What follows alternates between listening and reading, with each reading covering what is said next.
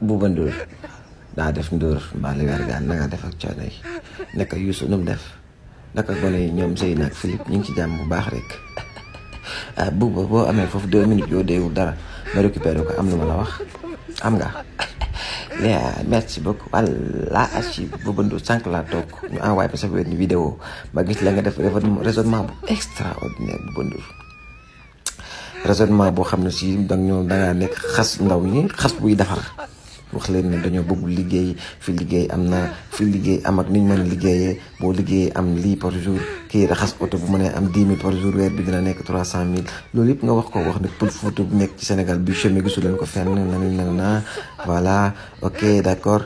loolu yëpp c'est important c'est vrai mën nga ko mettre sur la table mu nekk quelque chose boo xam ne vraiment ñun ñëpp xam noonu la ñu war a xalaatee en fait yaa may déglu mais Bouba à la fin de ton raisonnement da nga ko yàq parce que yow da nga ne voilà parce que sama doom bi mu naree kii dama na ko ok retourne aux États-Unis nga dem jàng nga boole jàng ak liggéey loolu nga wax sa doom maa ko dégg quand même kon yow sa bopp mais wax jàpp na réew mi normal na yow jàpp nga ne sa doom sax waru fee mën a tekkee waru fee mën a liggéeyee ak jàng ba tax nga ne ko nga yabal ko États-Unis bu doon jàpp nga ne réew mi normal lu tax baaxoo ko mu toog jàng fii toog liggéey ah Bouba wallaay Achim duñ leen permettre ngeen di insulter sur nos intelligences quand même Bouba Ndour ok je vais vous rappeler une chose aussi que ne ñoon ñi dem ci gaal gi ak ñi dem Nicaragua bu ngeen jàppee na gone yi di am journée 2000 la ak 3000 yéen a ngi nax seen bopp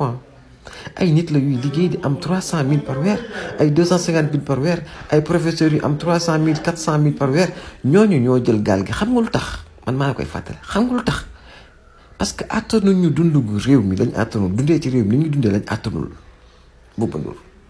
moo tax ma xam ne yéen dese ngeen a xam Sénégalais yi en fait dese ngeen a lire Sénégal dese ngeen a xam li xew dëggantaan Sénégal ki fi am salaire de 500 000 francs tey dundee comme le Sénégalais lambda di fay impôt di jënd courant di fay ndox di fay ni ñu koy wax ay juuteeg ñoom i seeni taxi weer yi bu deewee mënul denc 25 000 francs yu mat man maa la koy wax Bouba yéen nag mënu leen xam dund googu par exemple ma jëlee ci exemple TFM yéen fay leen impôt leer dem ay bon d'essence ngeen am courant rek da ngeen koy lijjanti aw Bouba Ndour naka ngay yéegee dund gi nu méttee Sénégal donc bu leen ñu fontoo te bu leen insulter sur nos intelligences gënu leen ñoo muus gënu leen ñoo xam ñu dëkk lu jaadu ak lu jaadu gënu leen ñoo déterminant gënu leen ñoo résilient gënu leen ëpp leen ñu ni ñu koy waxee sax xam-xam wala làqati xam ni ñuy liggéey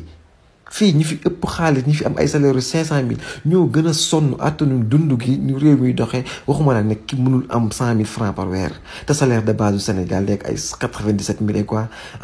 location bi gën a yomb Sénégal léegi chambre salle de bain c'est 90 000 110 000 mais bu leen ñu fonte waaye yéen tamit nag d'accord man nag je ne cautionne pas dem ci gaal yi wala dem Nicaragua bopp jeune bu ci nar a dem maa ngi lay ñaan na nga toog nga xaar